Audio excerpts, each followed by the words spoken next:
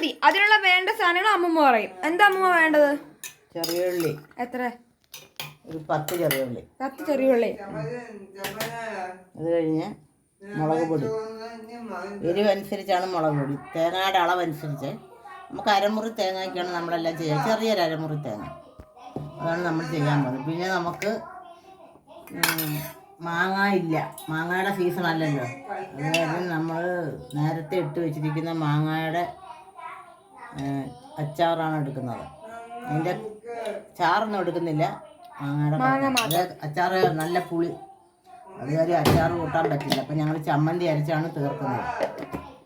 എന്നിട്ട് നമുക്ക് ഉപ്പിടണം. അതിൽ കുറച്ച് ഉപ്പുണ്ട്, എന്നാലും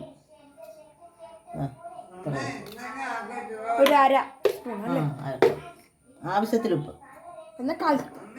അതല്ല, അവരവർക്ക് വേണ്ടി ഉപ്പ്. ഉപ്പ് കൂടുതൽ വേണ്ടിയവർക്ക് കൂടുതലിടാം, ഇടുന്നതാണ് നല്ലത്. എന്നിട്ട് അതിന്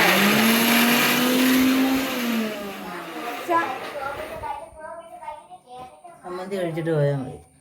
കുറച്ചുകൂടെ അറിയാനുണ്ട്, ഉള്ളി ഇച്ചിരി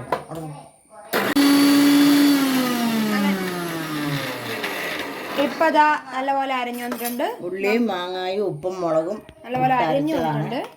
ഇത് കഴിഞ്ഞിട്ടാണ് തേങ്ങ ഇടുന്നത്, അല്ലെങ്കിലേ ഇത് അരയില്ല, തേങ്ങ അരയും.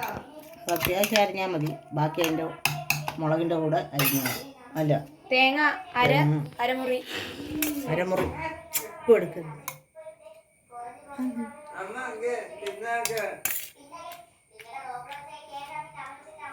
ഇത്രയൊന്നും ഇടില്ല, കുറച്ചേ ഉള്ളൂ. ഇത് എടുത്തു വെക്കാൻ കൂടെ വേണ്ടിയാ അല്ലേ അമ്മ? ഇത്രയും മതി.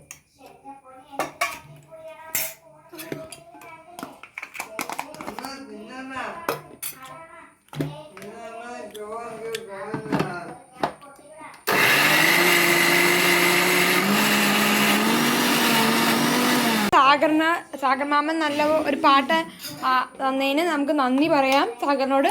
അപ്പോൾ അതേ ചമ്മന്തിയൊക്കെ അമ്മ പാത്രത്തിലോട്ടാക്കി.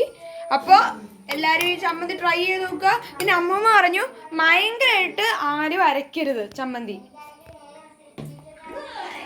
അല്ല, തേങ്ങ നൈസായിട്ട് അരക്കണ്ട, നൈസായിട്ട് കുറച്ച് ഇതും വേണം, കട്ടിന്ന് വെച്ചാൽ. അപ്പൊ ഒരു വൈൻഡപ്പായി. അപ്പൊ ഇന്നത്തെ വീഡിയോക്ക് ഇത്രയേ ഉള്ളൂ. ചെറിയ വീഡിയോക്ക് എല്ലാവരും സബ്സ്ക്രൈബ് ചെയ്യുക, ലൈക്ക് ചെയ്യുക, നമുക്കൊരു കമന്റ് ചെയ്യുക. പിന്നെ നമുക്കൊരു 1K ആണ് നമ്മുടെ മിനിമം. അപ്പോൾ എല്ലാവരും ലൈക്ക് ചെയ്യുക, ഞങ്ങളെ സബ്സ്ക്രൈബ് ചെയ്യുക, ഞങ്ങളെ സപ്പോർട്ട് ചെയ്യുക. അപ്പോൾ ബൈ ഗൈസ്. അപ്പോൾ നമുക്ക് അടുത്ത വീഡിയോ ആയിട്ട് നാളെ കാണാം.